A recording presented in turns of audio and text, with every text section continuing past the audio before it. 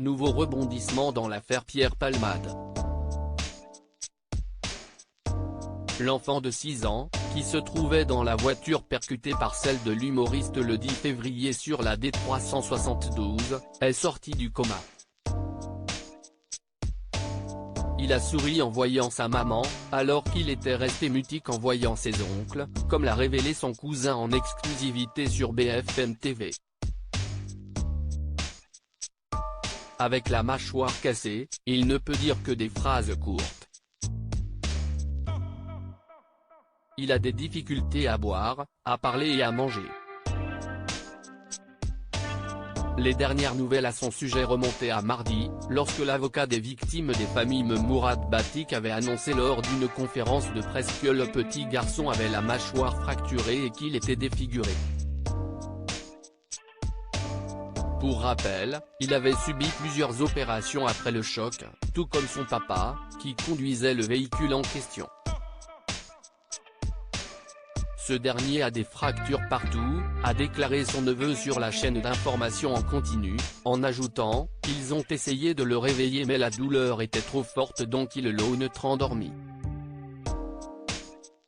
Dans cette Mégane Renault se trouvait également une femme de 27 ans, qui était enceinte et qui a malheureusement perdu son bébé à cause de cet accident. Une césarienne avait été organisée en urgence afin de sauver l'enfant, mais celui-ci n'aura finalement pas survécu à cette intervention. En revanche, il serait né vivant, avait révélé Mourad Batik, ce qui signifie que Pierre Palmade pourrait être condamné pour homicide involontaire. Des excuses inaudibles car il est en effet responsable de l'accident, lui qui était sous l'emprise de cocaïne au moment des faits. Il a été placé en garde à vue hier, elle a été prolongée aujourd'hui, et aurait déclaré aux enquêteurs avoir très peu de souvenirs de l'accident, selon Le Parisien qui cite une source proche de l'enquête. Il n'apporte pas de précision à ce stade sur les raisons de l'embarder, écrivent nos confrères.